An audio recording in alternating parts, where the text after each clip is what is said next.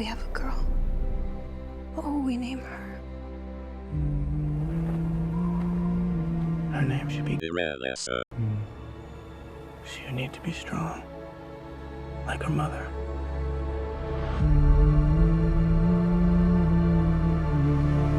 What if it's a boy?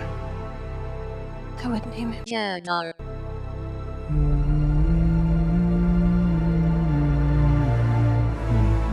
so he would have the wisdom of his grandfather. This is Jaddari, one of the most aggressive, explosive, and demanding campaigns in Anbennar. You are not here to play tall.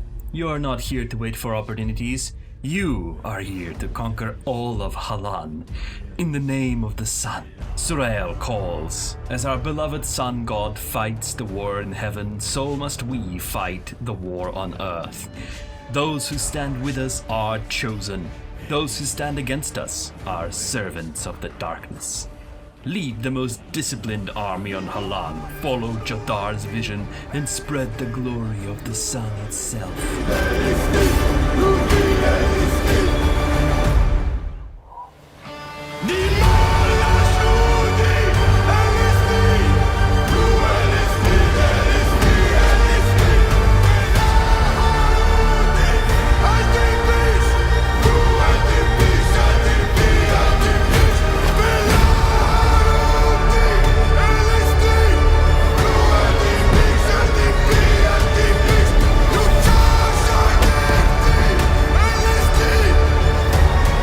Afraid to die.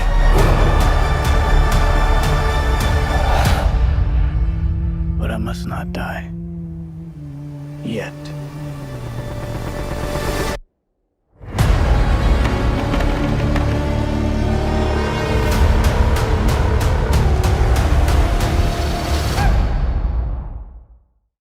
Before you start, choose which regions to enable.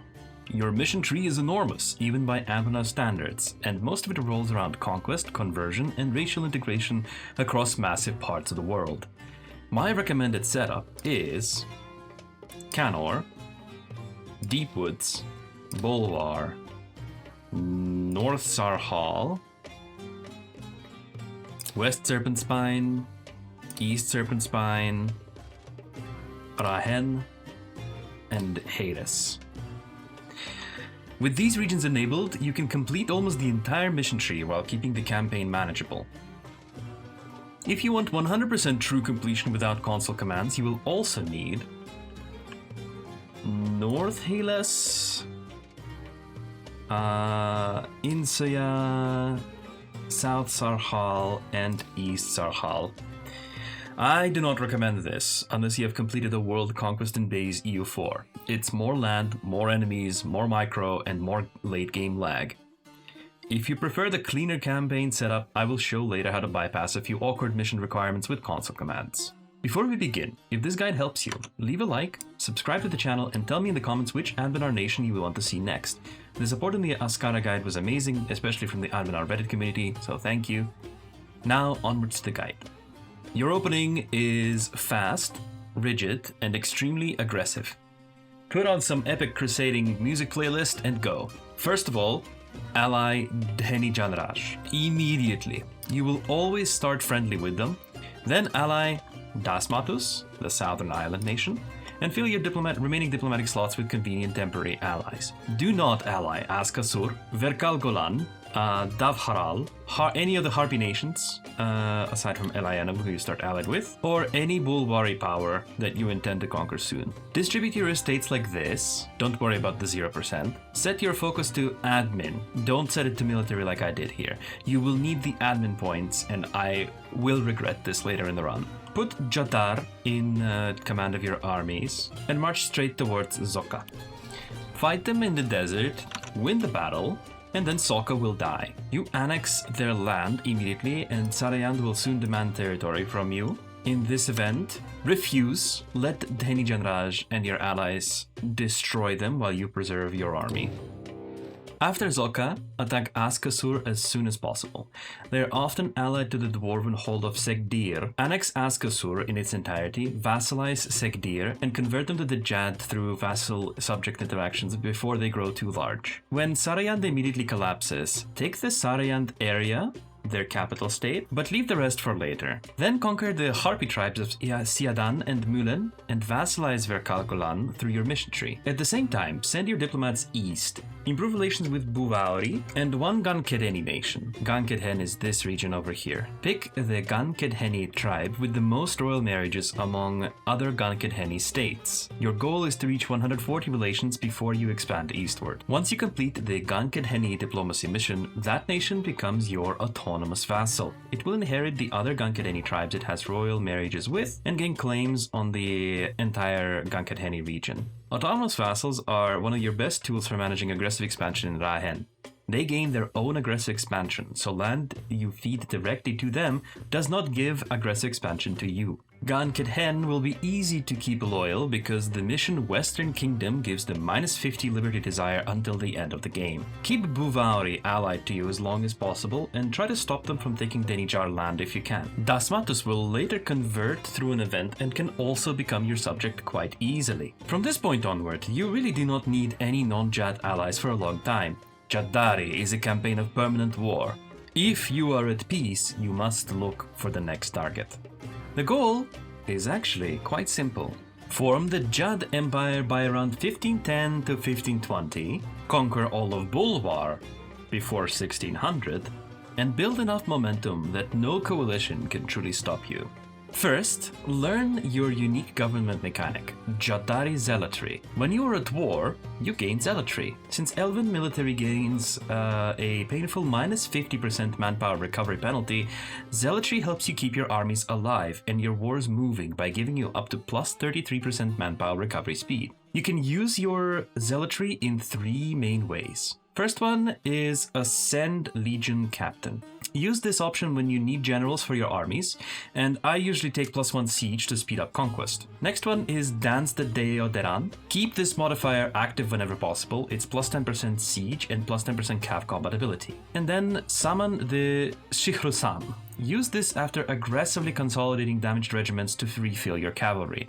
Your cavalry is cheap, strong, and can carry the early campaign for you. You have 3 expansion directions: east, west, and south. I recommend prioritizing the west while using the subjects like Ghankedheni to manage the east. In the east, once you have your Ghankedheni subject, attack Davharal, which is already extinct in my game, Afhavubhia, which is the nation that exists right over here, and Sarkhashadid, which is the next neighboring nation along the coast. Take the coastline for yourself and feed inland provinces to your autonomous vassal. Denijan Raj will inevitably break their alliance with you because they want the same land. That is fine. They are your next target. Feed all of Ghankedheni to your subject and yourself snake inwards to take the key cities for yourself: Rayav Hashapal, Denijansar, and Sardifadin. Feed Ghankedheni as much as possible with other land to manage your aggressive expansion. To the south, attack the Gnoll tribes with anti-monstrous Casus Belli. Conquer them before they civilize, or you will face far more aggressive expansion later. Make sure Dasmatus receives the land that you promised them, and you can also feed them more.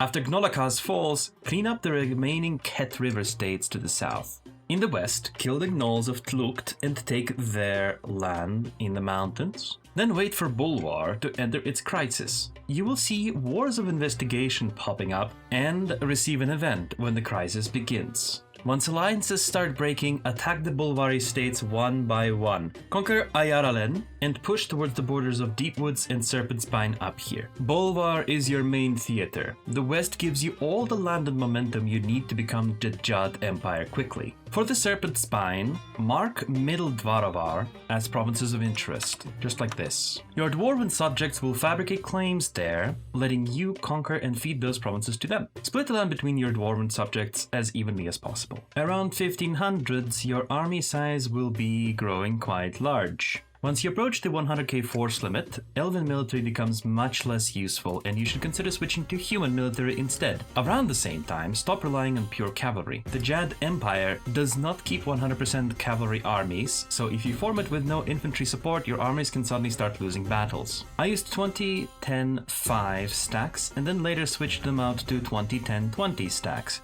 mostly because I like clean army templates with even numbers. Late game exact composition of your armies matters a lot less because you become absurdly large and strong. Do not forget trade. As you conquer eastwards, move your trade capital to a better node. Sarayant first in my campaign, then Bulwar, then Brazan, and then later to Keterata, and closer and closer to the juiciest node in Anbennar. If you cannot form the Jadd Empire within the first 100 years, consider restarting. The early game is the most fun and important part of Jaddari, and optimizing it is half the campaign.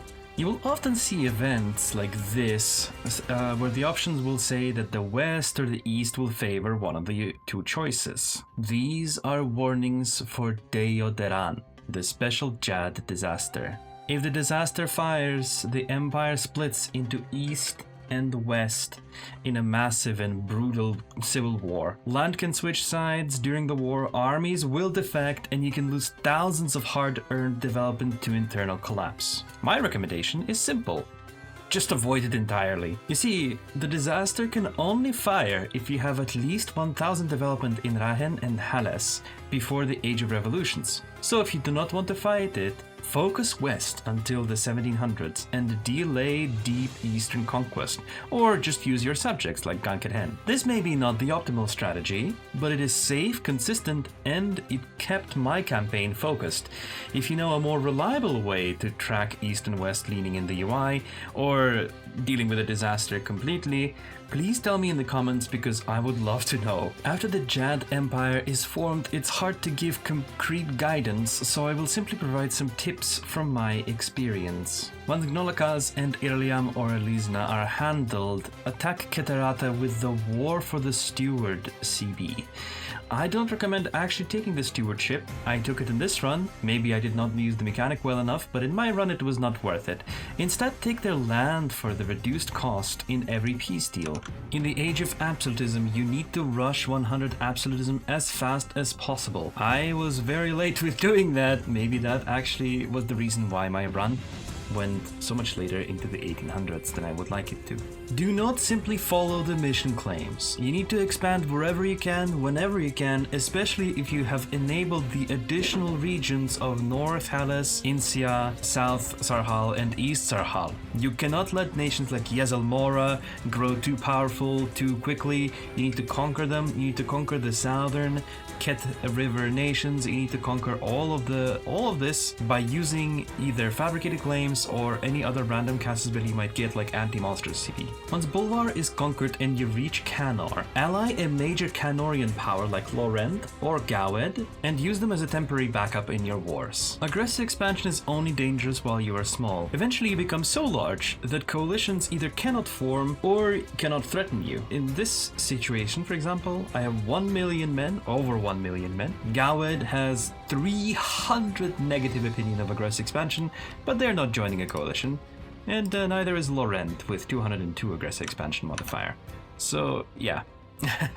Manage truces carefully. If two large countries are allied to each other and you want to conquer them both, bounce between them. Attack one, white piece other, finish the first war, then attack the second when its shorter truce timer ends, repeat until both are gone. This is how you can conquer all of Canor in a very short amount of time. Be relentless, be aggressive, but don't overfeed your vassals. Remember that you will eventually need to conquer or annex them diplomatically. My idea group recommendation is administrative, quantity, diplomatic, offensive, trade, infrastructure, and then whatever really.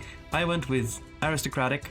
You can go for quality or humanist. Rush the third administrative idea as quickly as possible. The admin cost reduction. This will save you far too much admin power, and you need every drop of admin power. Then of course take the governing capacity bonus. Build courthouses, everywhere. Everywhere. In events like this, always pick racial options that improve tolerance. Your mission tree eventually requires all races to be integrated, so start as early as possible. If you're running out of time, truce break. If the only remaining countries are your vassals, break vassalage and truce break them too. Do not be worried about rebellions.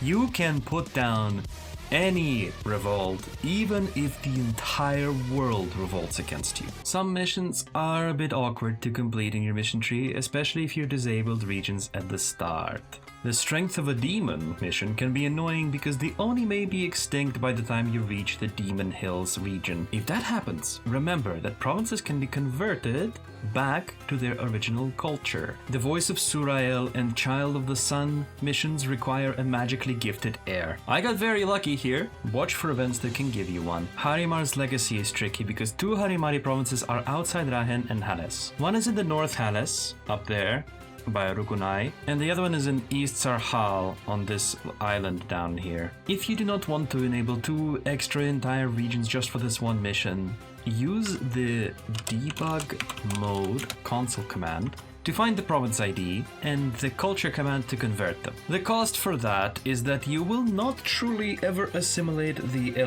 entire Elven culture group. Consider it penance for using the console. Rest in peace, plus 5% discipline. Surael's blinding light requires you to not have low tolerance of any race, and that unfortunately includes the mechanim. If Incia is disabled, you may need to use the console command. Somehow, you can get Ruinborn pops even without Elantir, but you cannot get Mechanim pops without Incia. By using this console command, event racial _pop _event _mechanim.10, you will get an event that will add a Mechanim minority to a random province. After that, you may either let the minority grow naturally, or simply fire the event a bunch of times until Mechanim become integrated and you don't have to worry about that again. The first Divine Symposium mission requires special constructions in Sarisong. This is the one exception, in my opinion, to the westward focus rule. Take Sarisong as early as you can and start those projects because they take time and require you to have your capital in there. The Across the Lament mission looks scary if Elantir is disabled, but it's actually harmless. It has no follow-up missions, and you can complete it even with Elantir turned off. In my campaign, I completed the world conquest by 1810 and 1 tag shortly after, but the Jadd mission tree does not stop there, unfortunately. It also demands conversion of the whole world. All of your owned provinces must be Jadd.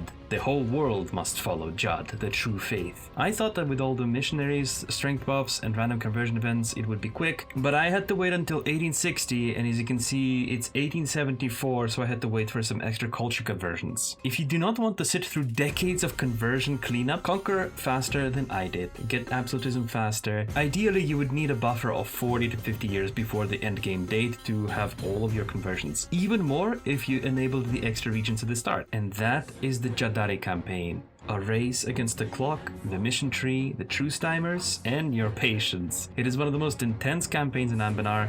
It was incredibly fun to do. If you enjoy high pressure conquest, and especially if you've done world conquests in base game before, it is absolutely worth playing. Thank you for watching. If this guide helped you, leave a like, subscribe, and tell me in the comments which nation I should cover next. Someone suggested Overclan last time, so I'm going to start researching it. Praise the sun!